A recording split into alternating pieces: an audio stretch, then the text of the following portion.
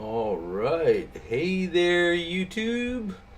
Let's get going. We're going to react to a couple of police interactions today.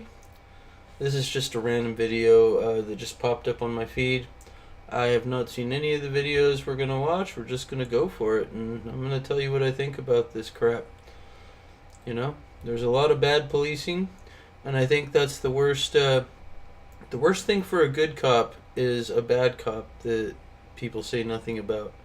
So, let's dive into it. This one is called Police Chief Gets Fired, Charged, Sued, and Banned from Policing. Welcome to Audit the Audit, where we sort out the who and what. I'm going to fast forward a little bit. Audit the Audit's an amazing channel. Check him out. I see. Well, pick up. You need to get out of here.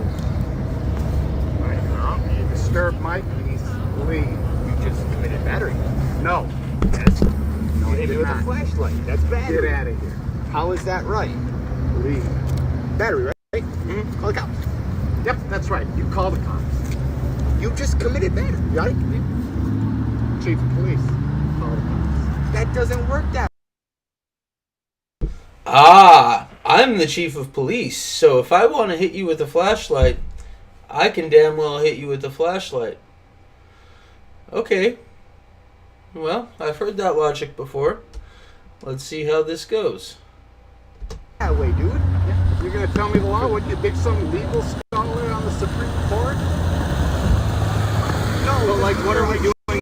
Police, you can't hit me with a flashlight. You can't disturb the peace. Then you can't threaten to kick. First Amendment. What's the First Amendment? You hit me with a flashlight. No, you don't have a right to disturb the peace. You have a right to your rights end when they You hit me with a flashlight, bro. What are you talking about? Okay, so disturbing the peace is one thing. It sounds like he's just mad about them being loud, which I don't know. I didn't see what they were disturbing the peace over. But it doesn't warrant an assault, or in this case a battery. I mean, to literally use a weapon to strike someone, and your justification is they're disturbing the peace. You're not in uniform, you're not on duty. Sounds like you're just trying to be a dick. But let's see here. So far he's struck him. Let's see if he violates any rights. Like, I didn't even do it. How did you feel threatened, bro? Is it my luscious locks? Are you jealous? You luscious locks? Huh? I would be jealous too. Is it my luscious locks? Call the cops, bro. You committed battery. I can assault you all I want. Back You're up. kiss me? Assault me. You want to make out? I'll make out with you right now. I swing both ways, bro. Go ahead. Assault me. Back I'm up. not gonna touch you. I know Get better. out of his face. I know better, bro. Hey, What is can he you doing send to a you? unit down here? I've got 3 hooligans that need to go. Hooligans, you hit me with a flashlight. I'm at 9th Street in front of River's Edge. Pass it up. You can do whatever you want. Step it up. Yeah, you can do whatever you want because it's a consensual encounter with an out-of-uniform, off-duty police officer who literally has no authority at this current time. And if he did have authority, he would have already fucked up and lost qualified immunity, I'm pretty sure. Because to use force of any kind, they have to meet the, They have to meet the Graham factor, which, I mean, unless this cop is in fear of his life or in fear that this guy's going to harm someone else immediately, no force is warranted. Not to mention he doesn't have any RAS or any probable cause to detain this kid. I mean, he's saying disturbing the peace, but what can you articulate that, that tells us how or why he was disturbing the peace, other than, he's just on a public sidewalk and you want him to leave? Which, yeah, I don't know, man. Seems like a slippery slope already. It's clear to me. I mean, I can't see what's behind, but it's clear to me they're on a public sidewalk. They're just hanging out. And this guy probably doesn't like that a couple of young guys are horsing around or whatever, and he got pissed off. I mean, it's pretty simple. He's a Karen. I'm not gonna fight you, dude. Director Cicchini claims that the teens had committed the crime of disturbing the peace based on the noise they were making, and hits Mr. Cram. I was right. It's a noise complaint. That is not disturbing the peace. I mean, it could be, but I'm pretty sure other factors have to be met. Well, let's see what Audit the Audit says. He's going to look up statutes and show us. So. With his flashlight. And we will explore whether Director Here we Cicchini's go. actions constituted a battery, as Mr. Cram claimed later in this episode, but we will first discuss whether the teens could be guilty of disturbing the peace. According to Section 54-48 of the Bay City Code of Ordinances, quote, "It shall be unlawful for any person to disturb the public peace and quiet by making or causing to be made loud noise so as to unreasonably disturb the quiet, comfort, and repose of persons in the vicinity." Section 54-49 of the City Ordinances expands on the definition of unreasonable noise and identifies a variety of acts that are declared to be quote-unquote unreasonably disturbing unreasonable loud seems noises in pretty violation of the broad and ordinance, vague. including, So now let's see quoting, what it yelling, specifies. shouting, hooting, whistling, or singing in the public streets between the dates of April 1st and November 1st, particularly between the hours of 11 p.m. and 7 a.m. This in 11 question p.m. occurred before before 7 11 a.m. p.m. Depending on the volume of the noise the teens were making and the disturbance caused by it, it is possible that a court would find that they had quote-unquote disturbed. Yeah, if it's after 11 a.m. and they're yelling and whistling and stuff, I mean, arguably. But at the same time, you could just as easily say that the guy could have just told him to quiet down. He didn't need to hit him with a flashlight and be a complete asshole. The peace in violation of the Bay City Ordinance. However, because the noise was not captured on camera, I cannot accurately hypothesize how a Fair court would enough. decide on this issue. That's After his Director Cicchini determination. called the police, 2 officers with the Bay City Public Safety Department responded to the scene, and their investigation was captured on their body cameras. Well, Okay, I'm I can talking talk. to him. No, you're not. Stop. Let him talk first. Oh, shoot. Let him talk first. Let him talk. Okay. Yeah. All right. Thank you. You're welcome. Disturbing the peace. Both of them squealing their wheels at me. He Stop. He's talking. Okay. They come here. They hit the cone. They're messing around here around this new monument. It went on for about 5 minutes. Okay? I'd had enough. I'm upstairs. All right? I said some bad words. All right? Okay. He challenged me to fight and dared me to come down. Okay? I came down. He stood off on me, and I did a pectoral jab with my flashlight. Okay. Okay? Okay. My What? side? Okay. My side first, right? So, I say Hold my on. side? Yes, you do. Just wait. I'll cut a supplement. 2 charges right Oh. here, Okay. in my opinion. Here's the scoop. But I'll let you investigate it. Okay. Okay. Bird scoop. I'll get their statements. I come check in with you. Okay. All right. First Talk to him. Me? Yep. Talk. Okay. Okay. You got nothing on you? No. Okay. All right. What's going on? So we were just riding around on burn scooters, you know, like teenagers do. And then he came up How old here. are you? I'm 19. Okay. And he hit the cone right here and knocked it over. What cone? I think it was the one Can with you the gray step on inside? there. Okay. Middle one. Yeah, and knocked it over, and then he started yelling, and he threatened him first. So he was defending himself, Okay, like how- against him. How did he threaten him? I don't remember exactly what he said, Okay. but he See, and this is the thing. That's why the chief of police wanted to go first. And this is always the case with police. The first person to talk and the person who calls usually gets the benefit of the doubt. When it's a he said, she said, or whatever type situation, unless you have proof, and oftentimes, even if you do have proof, you're going to lose this argument. At least on the streets. In court, you might win, but man, that thin blue line mafia. And then also just the simple fact of the fact that the guy's older, the fact that he spoke first, the fact that he likely is the one who called the police, or actually, I think he just did on camera, didn't he? So all of these things, they're already going to give him the benefit of the doubt, and then you add the fact that he's their boss, forget about it. Huh. Someone from Great Falls, Montana wants to talk to me. Well, I've never been there, so we're gonna go ahead and move on. He antagonized him, so he was defending himself. Okay. What led up to that point?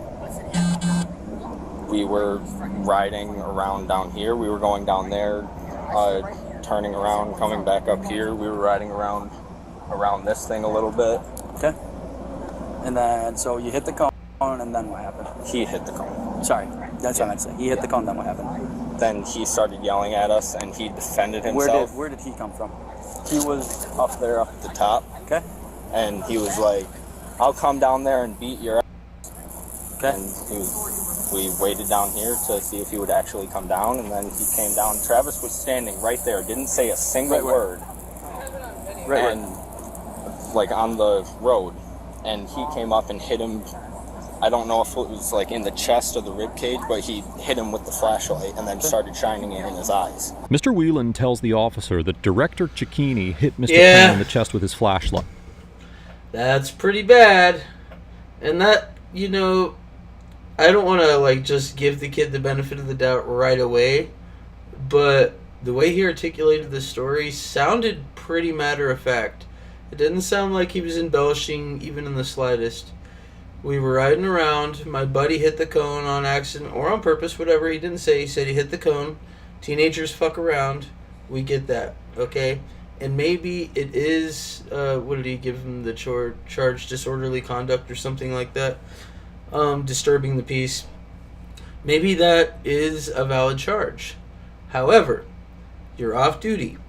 You need to call the police and let them determine what the charges are going to be. Not go down and physically assault potentially a minor. It sounds like they're over 18, but maybe the long-haired kid isn't. You know, this kid's 19. We don't know the other kid's age. And moving on from that, you know, the guy, it's like he sounded like a prick from the get-go. It makes it really easy for me to believe this kid's saying, hey, you know, this guy was yelling at us. He said he was going to, quote, beat our ass, you know? So they tell him, come down. He came down. And then he proceeded to actually strike one of them with a weapon. Now, he's easily twice their size already. What does he need a weapon for? He's also a trained police officer. He knows submission holds. He knows pain compliance techniques. He knows grappling techniques. I mean, I don't know. Seems pretty bad to me. As corroborated by the footage filmed by Ms. Ricopati. What'd I do? Go! Take that battery. Section 750.81 of the Michigan compiled Oh, they caught it on video. Okay, well, that's how they got him fired, I guess. laws states that, quote, a person who assaults or assaults and batters an individual is guilty of a misdemeanor. Now, because the statute does not include definitions of assault or battery, these offenses are outlined by case law. As the Michigan Court of Appeals explained in the 2011 case of People versus Cameron.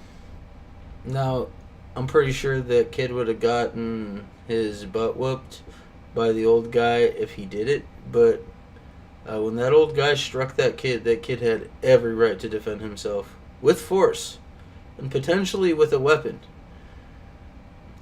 So something to be aware of, man. You can't just walk up and hit someone with a weapon, even if you are just kind of poking them in the ribs. I mean, that could warrant a return of force. They have every right. Man. Quote, the courts have... He thought he could get away with it because he was the chief of police. That's the whole thing. He thought that his thin blue line would protect him.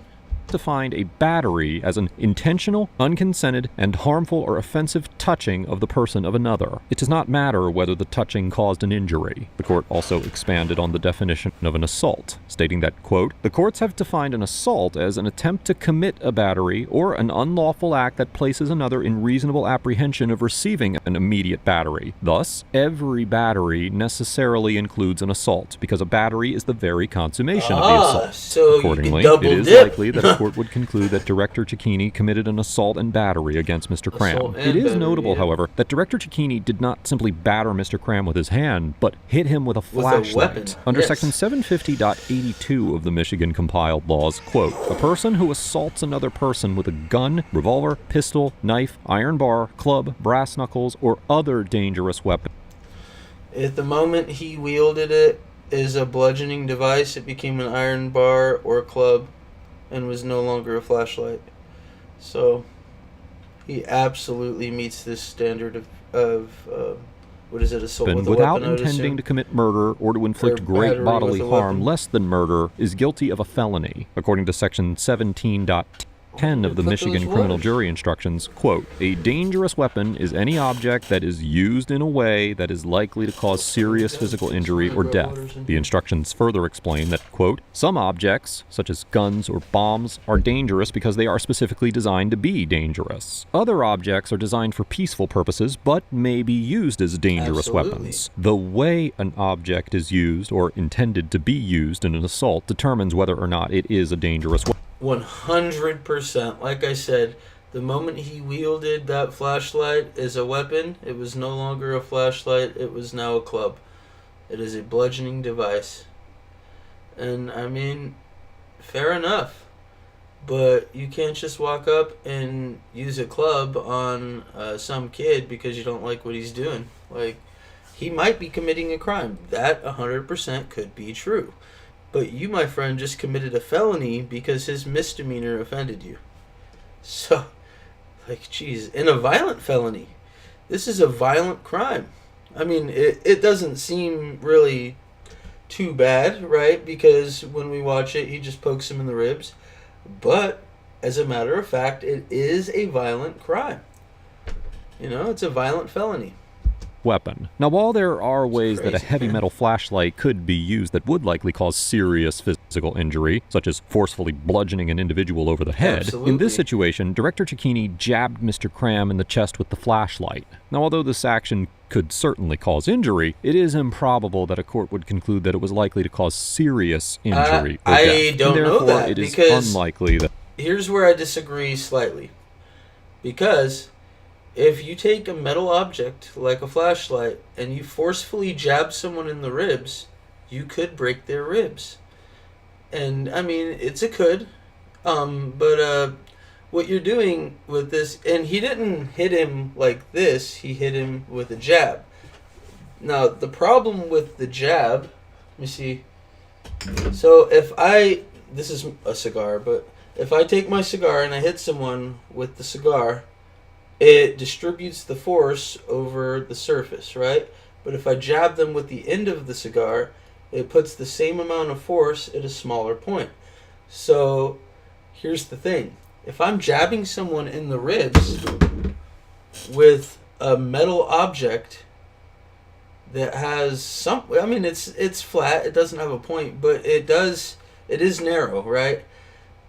That could break someone's ribs, and you cannot tell me that breaking someone's ribs is not causing them serious bodily harm. It absolutely 100% is potentially causing someone serious bodily harm. I mean, you could argue it all day. He didn't continue to beat him, no. But that alone could have broken that young man's ribs 100%. that a court would conclude that Director Cicchini's actions constituted assault and battery with a dangerous weapon. You got your ID on you? Yes. All right, let me see it.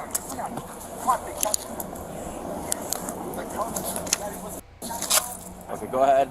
Just Wait, by go on that pole so she can see you. Go sit on that pole, okay?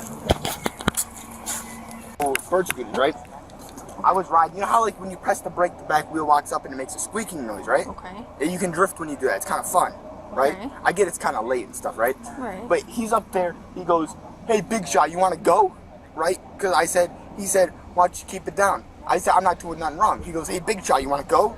Right? So, obviously, you know, Yeah, like I said, it's just a couple of teenagers goofing off, and sure, it might be a little late. They might be making a little bit of noise, but I mean, most people wouldn't even pay him no mind. You'd have to be a complete fucking Karen to actually care. And the only reason this guy did anything is because he's the chief of police and he's on his high horse and he's got his ego and he thought he could get away with it because he's the chief of police and these are just dumb kids. He immediately told the police to arrest them.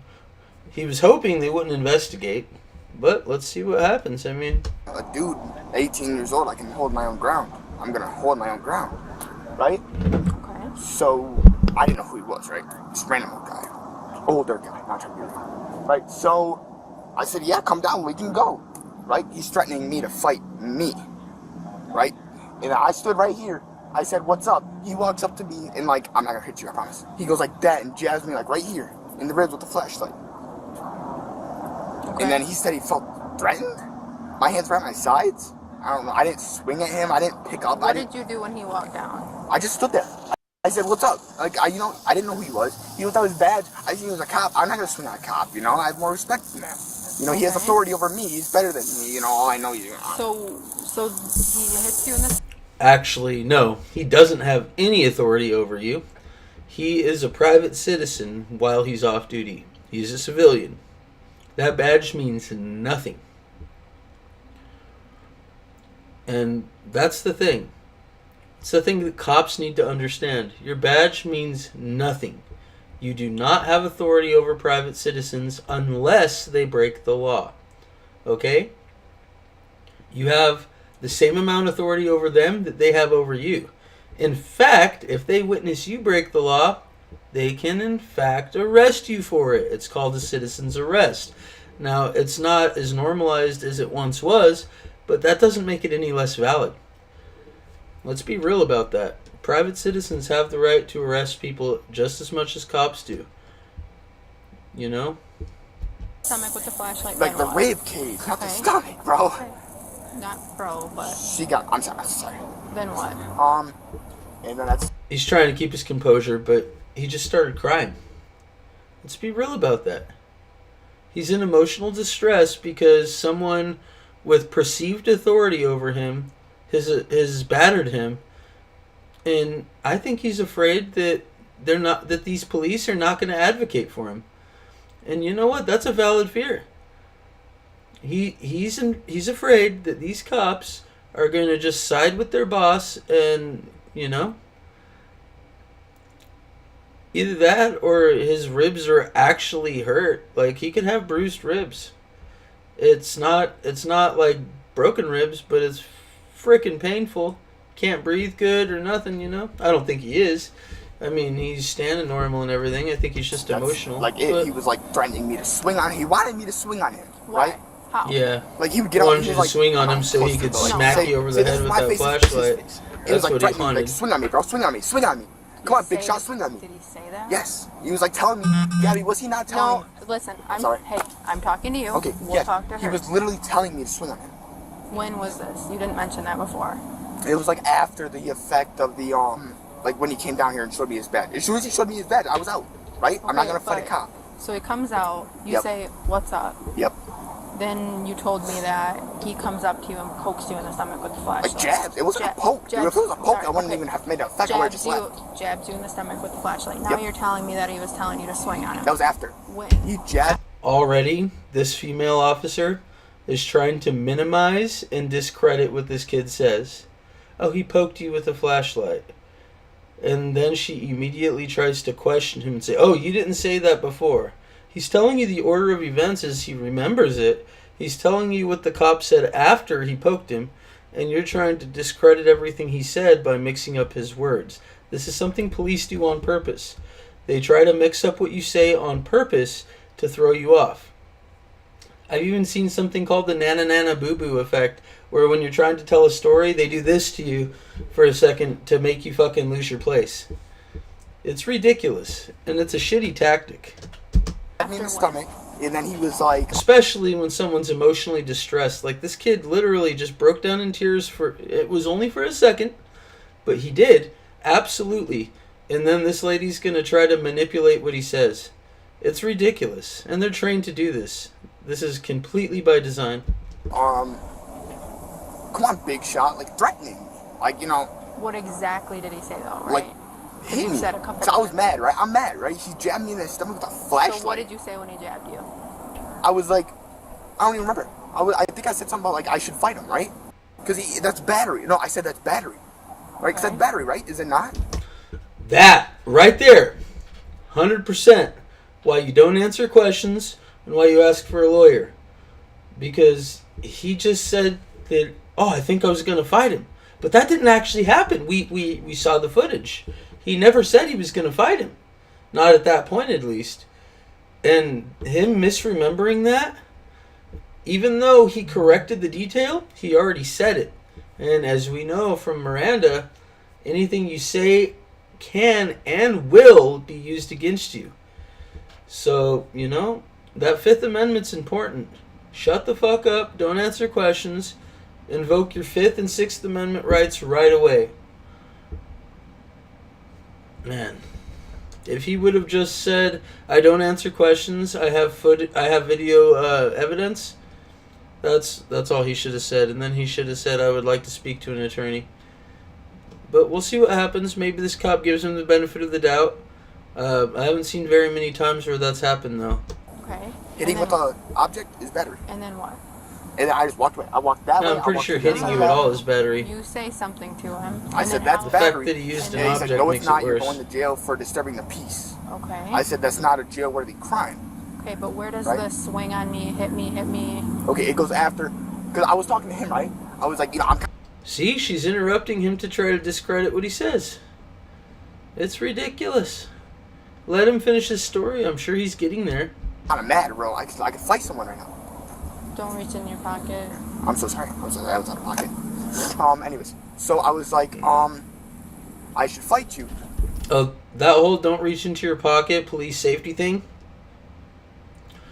they have every right to say don't reach into your pockets and every right to feel like you shouldn't, but they cannot actually stop you. You have every right to reach into your pockets. They might not like it, and you need to understand it could put your life at danger if you get that trigger happy cop, but it's 100% legal and there's no law forbidding it.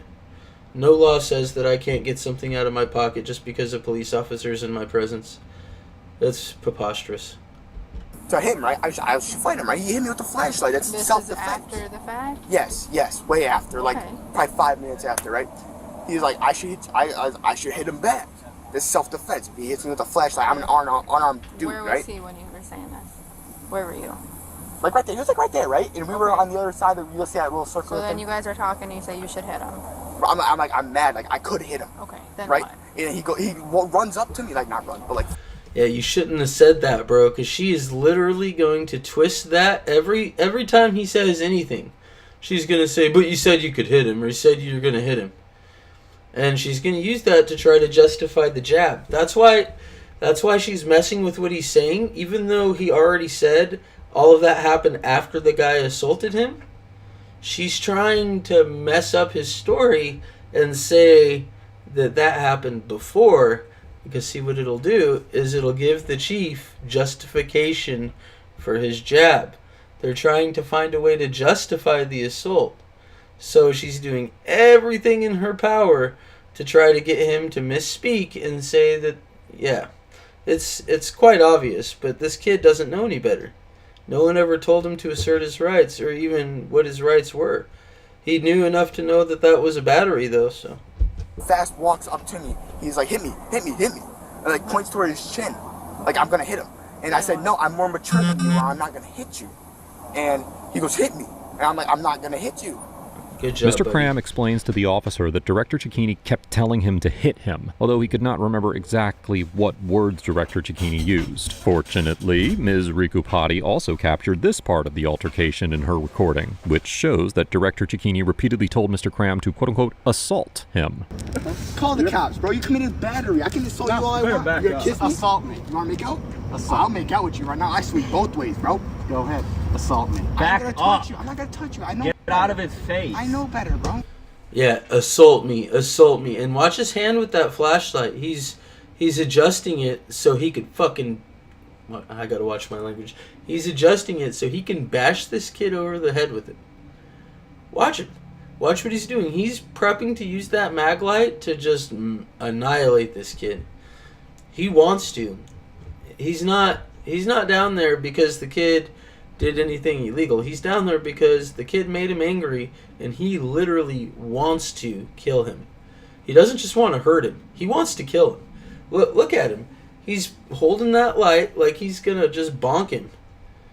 Man, these flies are driving me crazy. I'm about to commit an M-word on stream with this shotgun.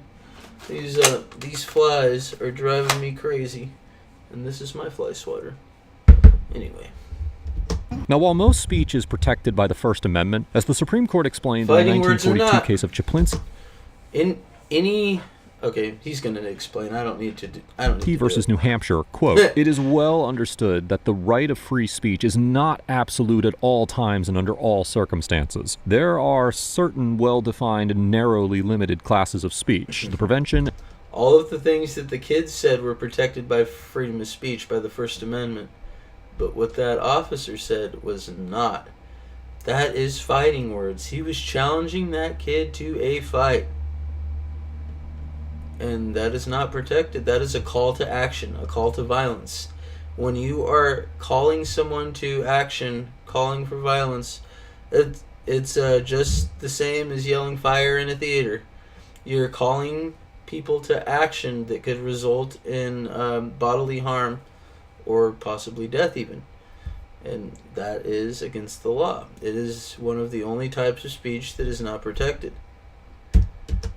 and punishment of Or which have maybe the never only- been thought to raise any constitutional problem. These include the lewd and obscene, the profane, the libelous, and the insulting or fighting words, those which by their very utterance inflict injury or tend to incite an immediate breach of the peace. In the Yes. Chaplinsky case, the court defined the category of unprotected speech known as fighting words as those that are, now quoting, likely to provoke the average person to retaliation and thereby cause a breach of the peace, and determined that calling someone a quote-unquote damned racketeer and quote-unquote damned fascist was not protected by the First Amendment under this exception. Over time, courts have narrowed the scope of the type of speech that is considered unprotected fighting words, with the Supreme Court describing the exception in the Thank God 1989 they case of narrowed Texas it, because versus just calling Johnson someone as a speech fascist consisting with no of, now grounds quoting, a direct personal bad, insult or but invitation to exchange I don't think it warrants fisticuffs. jailing. Accordingly, because Director Cicchini was in Mr. Cram, In fact, he was asking the kid to go to fisticuffs. Yes, hey! Anyway.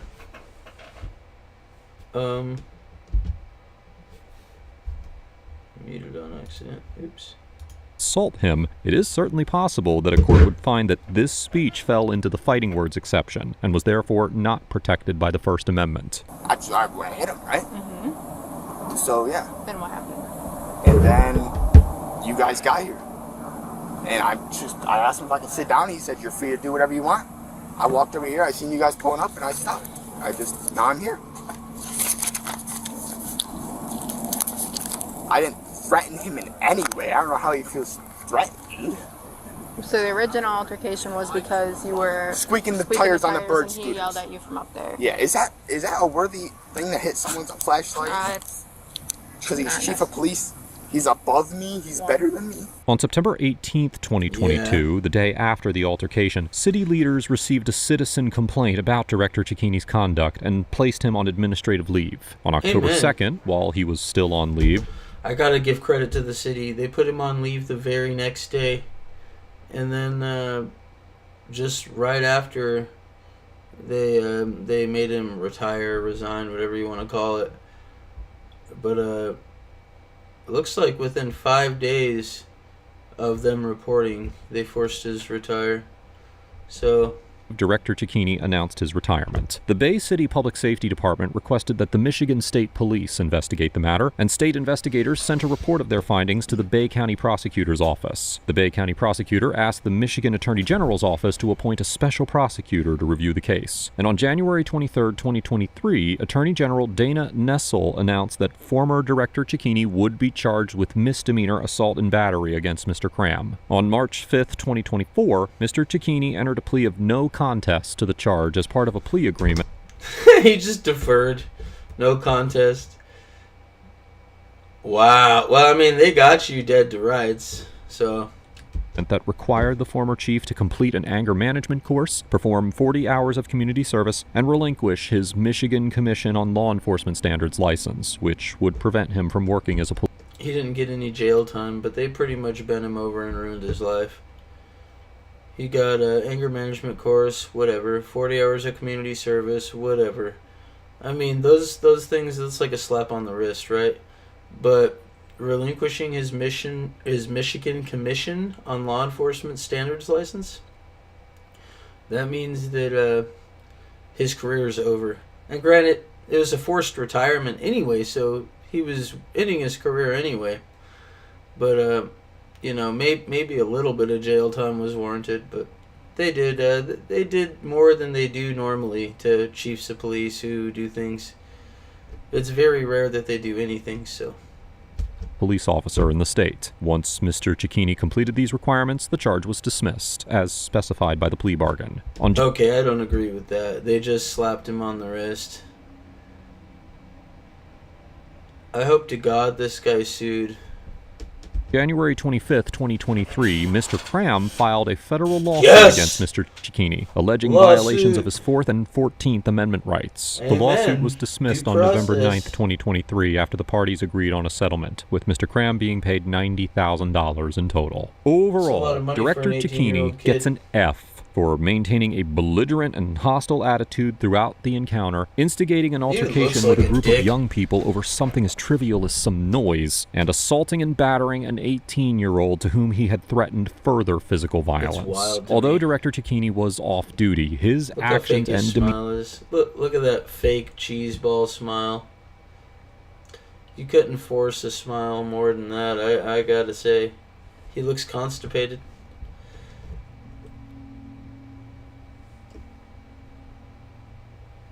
Demeanor reflected poorly on his professionalism, especially as the chief of the Bay City Department, and demonstrated a severe deficiency of the fortitude and emotional stability that are required for an individual to be an effective police officer. In this instance, Director Cicchini's inappropriate and violent misconduct ultimately cost him his job and his law enforcement license, demonstrating the importance of holding police officials accountable for their actions, both on and off the clock. Mr. Cram gets an A-, because although he was confrontational...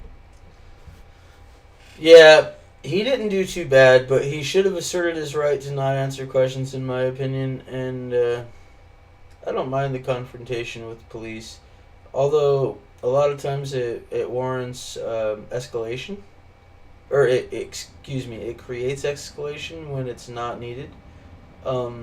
I'm not one of these guys that believes that you should just do what you're told because a police officer says so. You absolutely have rights. You absolutely have the ability to articulate and assert those rights. You should try that. And if they try to push you further, then you need to obey, you need to comply, and you need to fight it in court later. Because fighting it on the street can get you hurt or killed. It's just not worth it. Fight it in court, and, hopefully justice will serve. In his responses to Director Cicchini, it does seem that Director Cicchini was the instigator of the conflict, and Mr. Cram certainly did not do anything that justified Director Cicchini's physical attack on him. Mr. Cram also immediately recognized that Director Cicchini battered him, and exercised an impressive level of restraint by not responding to Director Cicchini's attempts to tempt him to assault him. Finally, Mr. Cram should be commended for taking a When I was 18, I would have fucking swung on that guy, and I would have got laid out by that flashlight 100%. He would have cracked my head wide open. This kid did well. And also, when I was 18, I wouldn't have known the difference between an assault and a battery. I didn't learn about my rights or anything until I was a little older. And, thank God for YouTube for that. Because, when I was a kid, YouTube was just coming out. So. Appropriate action after the fact by apparently filing a complaint, although it is not entirely clear whether Mr. Cram or one of his friends actually filed the complaint, and pursuing a civil rights lawsuit against Director Cicchini. This interaction showcases how essential it is for citizens to know and understand the law, and take steps to pursue accountability when they are victims of crime and their rights are violated.